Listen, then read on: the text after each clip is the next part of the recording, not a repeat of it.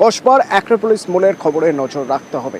একটি video viral হয়েছে, একটি ভিডিও, যে ভিডিওতে দেখা যাচ্ছে অ্যাক্রোপলিস মলের ভিতরে সেখানে আগুন জ্বলছে এবং ফায়ার এক্সটিংগুইশার দিয়ে খুব দ্রুত অগ্নি নির্বাপন যন্ত্র দিয়ে সরঞ্জাম দিয়ে নেভানো হচ্ছে সেই আগুন। আতঙ্ক ছড়িয়ে পড়ে, তার কারণ এই অ্যাক্রোপলিস মলে আগুন লেগেছিল জুন মাসে আর এটা নভেম্বর। নতুন করে আতঙ্ক ছড়িয়ে পড়ে। মূলত প্রথমেই মল খালি করে দেওয়া হয়, যে অফিসগুলো ছিল সেখান থেকে সবাইকে বার করে দেওয়া হয়, সবাই বাইরে চলে আসেন। কি অবস্থা এখনকার, আগুন কতটা ছিল এবং কিভাবে তার নিয়ন্ত্রণে আনা সম্ভব হলো? পারাদীপ রয়েছে সরাসরি অ্যাক্রোপলিস মলের সামনে থেকে আমার সঙ্গে। পারাদীপ, কি অবস্থা এখন?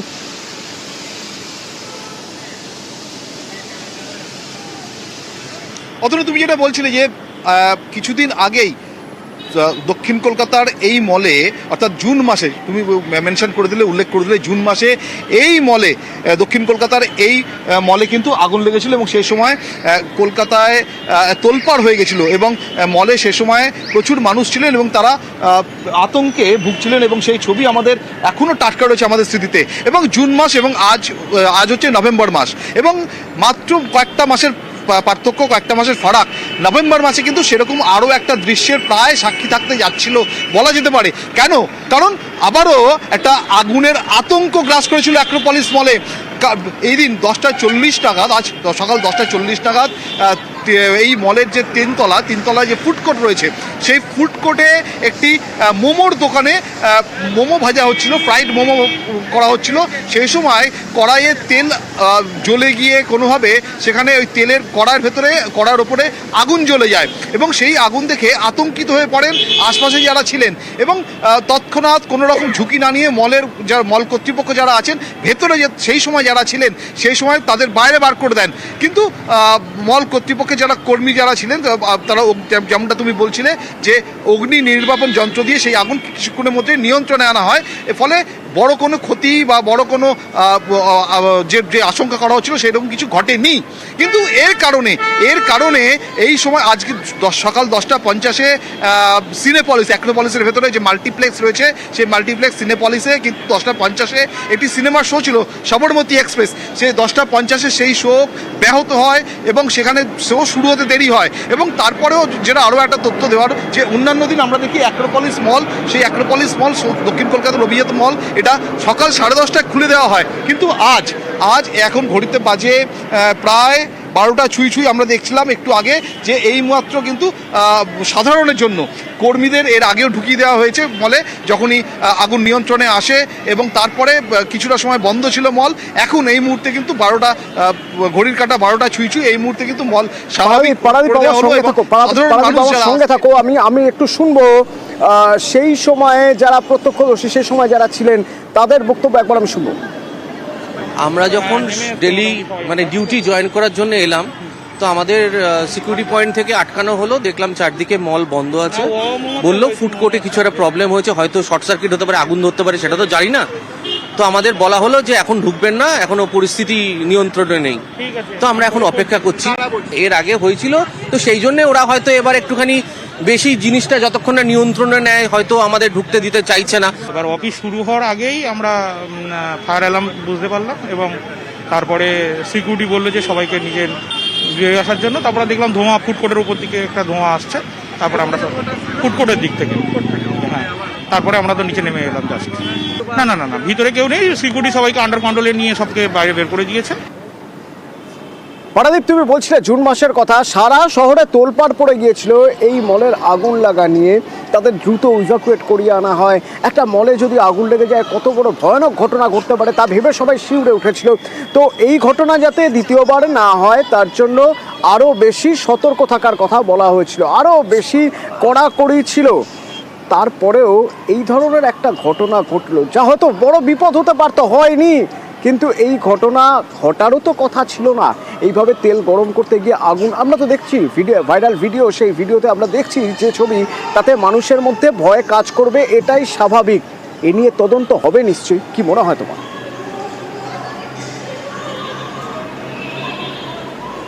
একদমই। কিছুক্ষণ আগে সেই ছবি আমরা দেখালাম যে এই মল কর্তৃপক্ষের পক্ষ থেকে কিন্তু কখনো এখানে দমকলকে খবর দেওয়ার আগেই দমকল মিডিয়ার আমাদের মাধ্যমে নিউজ 18 বাংলার মাধ্যমে তারা খবর তাদের কাছে পৌঁছে গেছিলো এবং দমকলের অফিসাররা এসেছিলেন, স্থানীয় থানার পুলিশ আধিকারিকরা এসেছিলেন এবং তারা এতক্ষণ মলের ভেতরেই ছিলেন এবং খানিকক্ষণ আগে জাস্ট তারা মল থেকে বেরিয়েছেন, সবটা সরেজমিনে তদন্ত করে সরেজমিনে নোট করে। এবং মনে করা হচ্ছে যে মানে মল কর্তৃপক্ষের যেটা বক্তব্য সেটা হচ্ছে যে যেটা হয়েছে সেটা অবাঞ্ছিত, কিন্তু কর্মীরা অর্থাৎ মলের যারা কর্মী রয়েছেন তারা যথেষ্ট দক্ষতার সঙ্গে আগুন নিভিয়ে দিয়েছেন এবং কোনো রকম জুন মাসের যে ঘটনা ঘটেছিল যার পরে 46 দিন এই মল, দক্ষিণ কলকাতার এই অভিজাত মল 46 দিন বন্ধ ছিল, তারপরেও মাত্র কয়েক মাসের ব্যবধানে আবারও এরকম একটা আতঙ্ক মোটেই বাঞ্ছিত নয়, কাঙ্ক্ষিত নয়, সেটা সকলেই মেনে নিচ্ছেন। এবং একই সঙ্গে এটাও মনে করে নেওয়া হচ্ছে যে এই যে ঘটনা সেই ঘটনা একেবারে অপ্রত্যাশিতও নয়, কারণ এখানকার যারা বাসিন্দা রয়েছেন, যারা মলের ভেতরে কাজ করছিলেন, তারা বাইরে বেরিয়ে এসেছিলেন, সবাইকে দ্রুত বাইরে বার করে দেওয়া হয় এবং বাইরে বার করে দেওয়ার কারণ একটাই, কারণ এর ভেতরে সুরক্ষাজনিত কারণটাই কিন্তু এখানে মুদ্রা বিষয় এবং যতক্ষণ না সেই সুরক্ষা, সেই নিরাপত্তা সুনিশ্চিত হয়েছে ততক্ষণ কিন্তু মল বন্ধ রাখা হয়েছিল। তারপরে বেশ খানিকটা সময় নিয়ে আগুনটা নেভানোর পরে তারপরে যখন বড় কিছু হয়নি। ধন্যবাদ পারাদীপ। বড় কোনো ঘটনা ঘটার আগেই পরিস্থিতি নিয়ন্ত্রণে আনা সম্ভব হয়েছে, এটাই সবচেয়ে ভালো খবর। এবং এর পাশাপাশি যে খবরে আমাদের নজর রয়েছে তা হলো সুশান্ত ঘোষকে কারা হামলা চালালো সুশান্ত ঘোষের উপর, তাদের এভরি ডিটেল সব কিছু পুলিশ তদন্ত করে বার করছে এবং তদন্ত করতে গিয়ে এমন নতুন নতুন তথ্য উঠে আসছে যা চমকে যাওয়ার মতো। আপনাদের মনে আছে নিশ্চয়ই ক্লোজ সার্কিট ক্যামেরার ফুটেজ যে আমরা দেখিয়েছিলাম আপনাদের, যেখানে দেখা যাচ্ছে যে একটা স্কুটারের পিছন থেকে একজন এসে বন্দুক তাক করে এগিয়ে যাচ্ছে সুশান্ত ঘোষের দিকে। ওই স্কুটারের নাম্বার প্লেটটা সেটাই জাল, তদন্তে উঠে আসছে ওই স্কুটারের নাম্বার প্লেটটাই জাল। তাহলে স্কুটার এলো কোথা থেকে, কেই বা নাম্বার প্লেট জাল করলো, জাল নাম্বার প্লেট লাগানো হলো কোথায়? রৌনক রয়েছেন আমার সঙ্গে সরাসরি। রৌনক,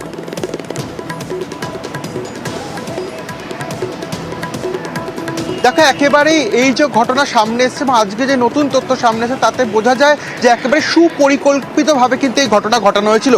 কারণ যে স্কুটার করে চালক পালিয়েছিল সেই স্কুটারের দুটি নাম্বার প্লেটই কিন্তু ফেক নাম্বার প্লেট ছিল এবং যখন পুলিশ ট্র্যাক করে সেই নাম্বার প্লেট দিয়ে তখন কিন্তু এই সঠিক স্কুটারটিকে চিহ্নিতকরণ করতে পারে না। বেগ পেতে হয়েছিল পুলিশ কর্মীদের, কিন্তু অবশেষে যে স্কুটারের মালিক তাকে কিন্তু ইতিমধ্যে ডাকা হয়েছে কসবা থানায়, তাকে জিজ্ঞাসাবাদ করা হচ্ছে। আদতে যেটা জানা যাচ্ছে পুলিশ সূত্রে, এই গুলজার তিনিই কিন্তু এই পুরনো স্কুটিটি কিনেছিলেন এবং তার যে মালিক তাকে জিজ্ঞাসাবাদ করা হচ্ছে যে তখন কি তিনি জানতো এই সংক্রান্ত বিষয় বা এই যে ফেক নাম্বার প্লেট লাগানো হয়েছে কেনই বা লাগানো হলো, বা গুলজারের সঙ্গে তার কোনো পূর্ব পরিচিত ছিল কিনা, কিসের বিষয়কে কেন্দ্র করে তিনি স্কুটি বিক্রি করলো, প্রপার ডিটেলস নিয়েছিল কিনা, এই সংক্রান্ত কিন্তু একাধিক তথ্য সামনে আনার জন্য স্কুটির যিনি মালিক তাকে কসবা থানায় ডেকে জিজ্ঞাসাবাদ করা হচ্ছে। অর্থাৎ গত শুক্রবার যে ঘটনাটি ঘটে একেবারে সিসিটিভি ক্যামেরার ফুটেজে দেখা যায় যে স্কুটি চালিয়ে দুজন যুবক আসে, যে গুলি চালাতে যায় তাকে গ্রেফতার করা হলেও স্কুটি চালককে কিন্তু এখনো গ্রেফতার করা হয়নি। এবং যে স্কুটি এবং এখান থেকেই বারবার একটা প্রশ্ন আসছিল, কাউন্সিলর সুশান্ত ঘোষকে কারা খুন করার চেষ্টা করছে, কেন খুন করার চেষ্টা করছে? তদন্তে খুব গুরুত্বপূর্ণ কিছু জায়গা উঠে আসছে। 120 বিঘা জমির উপরে ভেড়ি, যে ভেড়ি দখল করতে গেলে বাধা দেন কাউন্সিলর সুশান্ত ঘোষ, আর তাই কি গুলজার হামলার ছক কষে সুশান্ত ঘোষের উপর? তদন্তকারীরা তাই মনে করছে।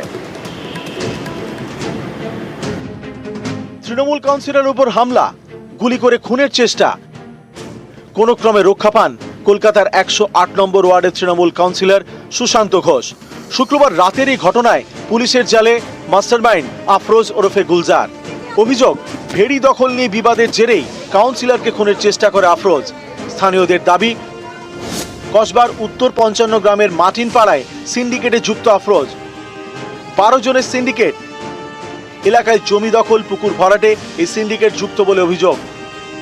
চলতি বছর জুন মাসে ঠিক যে জায়গায় আমরা দাঁড়িয়ে রয়েছি, প্রায় 120 বিঘার ভেড়ি তার একাংশ ভরিয়ে ফেলে এই আফরোজ সহ 12 জনের যে সিন্ডিকেট, এবং সেই প্রতিবাদ করতেই যখন সুশান্ত ঘোষ সহ এখানকার স্থানীয় বাসিন্দারা আসে সেখান থেকে শুরু হয় আক্রোশের, এমনটাই কিন্তু স্থানীয় বাসিন্দাদের অভিযোগ। ভেড়ি ভরার একটা প্রবণতা ওখানে ছিল, এই যদি জমিটা ভেড়ির মধ্যে হয়ে থাকে তাহলে আমি আটকেছি, নিশ্চিতভাবে আটকেছি। তাতে যদি এই ঘটনা ঘটে থাকে কোনো সমস্যা নেই। আমি আজকেও দাঁড়িয়ে বলছি যে কোনো ভেড়ি ওখানে আমি ভরাট করতে দেবো না। এই ভেড়িটার সঙ্গে যুক্ত যারা চাষ করে খায় তারা এই 24/6 সুশান্ত কুমার ঘোষের নির্দেশে এরা থানায় লিখিত অভিযোগ করে। হ্যাঁ, সেখন আমরা পাড়ার মানুষ, এলাকাবাসী মানুষ যখন সম্মিলিতভাবে ওখানে পৌঁছায় তখন এই সিন্ডিকেট রাজের যে দল বল তাদের সাথে আমাদের গন্ডগোল হয়। এই সিন্ডিকেটের সাথে যুক্ত তারা এখানে এসেছিল সবাই। সরকারি জমি দখল যারা করে তাদের বিপক্ষে কঠোর অবস্থান নেওয়ার জন্য আজকে সুশান্ত কুমার ঘোষকে টার্গেট করা হচ্ছে এবং সুশান্ত কুমার ঘোষকে টানে মেরে ফেলার চেষ্টা করা হচ্ছে। পুলিশের দাবি জেরায় খুনের চেষ্টার কথা স্বীকার করেছে আফরোজ, তবে তার দাবি গোডাউনের জন্য নাকি এরকম হামলা। আফরোজের দাবি 2012 সালে 108 নম্বর ওয়ার্ডের গুলশান কলোনিতে সে একটা গোডাউন কিনেছিল। কাউন্সিলর সুশান্ত ঘোষের ঘনিষ্ঠ হায়দার আলী সে গোডাউন দখল করে নেয়। সেই আক্রোশ থেকেই সুশান্ত ঘোষকে খুনের চেষ্টা।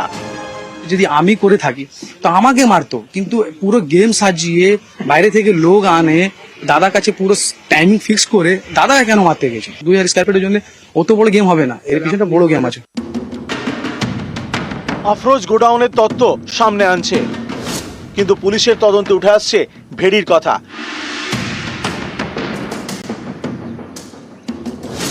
কোটি কোটি টাকার ভেড়ি দখলে বাধা দেওয়াতেই টার্গেট করা হয় তৃণমূল কাউন্সিলর সুশান্ত ঘোষকে।